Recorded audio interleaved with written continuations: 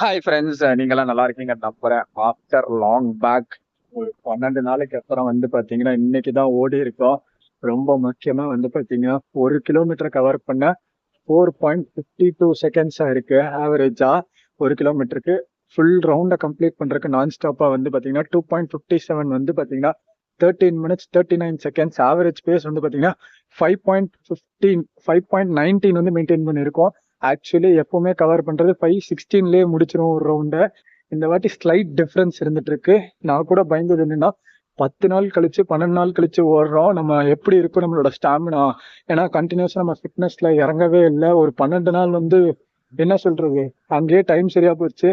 எந்த ஃபிட்னஸ் ஆக்டிவிட்டியில இறங்காதனால பாத்தீங்கன்னா ஐயோ நம்மளால ஒரு ரவுண்ட் கம்ப்ளீட் பண்ண முடியுமா அப்படிங்கிற ஒரு பயம் இருந்துட்டு இருந்துச்சு. இவ்வளவு நாள் நம்ம கண்டினியூஸாவும் கன்சிஸ்டன்டாவும் ஓடி மெயின்டைன் பண்ணிட்டு இருந்த ஸ்டாமினா இருந்துச்சு எல்லாம் போயிருமோ அப்படிங்கிற ஒரு பயம் இருந்துச்சு.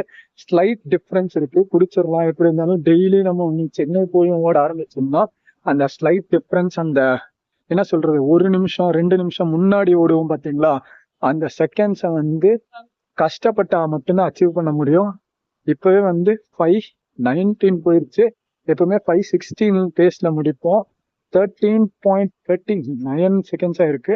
எப்பவுமே 12 நிமிஷத்துக்குள்ள முடிச்சிட்டு இருந்தோம். கொஞ்சம் ஸ்லைட் டிஃபரன்ஸ் இருந்துட்டு இருக்கு. ஏன்னா வந்து ஒரு 12 நாள் வந்து எந்த விதமான பிசிக்கல் ஆக்டிவிட்டியும் இல்லாதனால இந்த டிஃபரன்ஸ் இருந்துட்டு இருக்கு.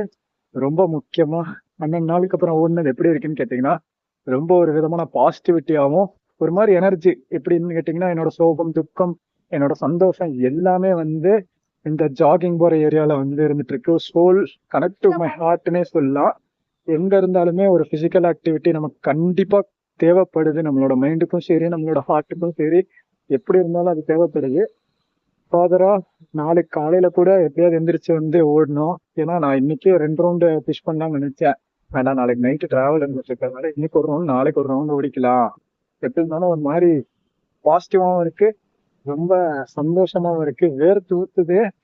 ஒரு மாதிரி எக்ஸ்பிரஸ் பண்ண தெரியல, இது எப்படி சொல்றேன்னு தெரியல. ரொம்ப நாளைக்கு அப்புறம் வந்து ஓடி முடிச்சுட்டு வந்து நிக்கையில அது ஒரு மாதிரி இந்த ஃபீல் வந்து ஒரு விஷயத்த அச்சீவ் பண்ணிட்டோம்னு வச்சுக்கோங்களேன், ரொம்ப ஒரு மாதிரி அக்ரெசிவாவும் ஒரு மாதிரி வெறியாவும் இருக்கும். அந்த இதுதான் இப்ப இருக்கு ஓடி முடிச்சுட்டு வந்து நிக்கையில. See you tomorrow. Tata bye by.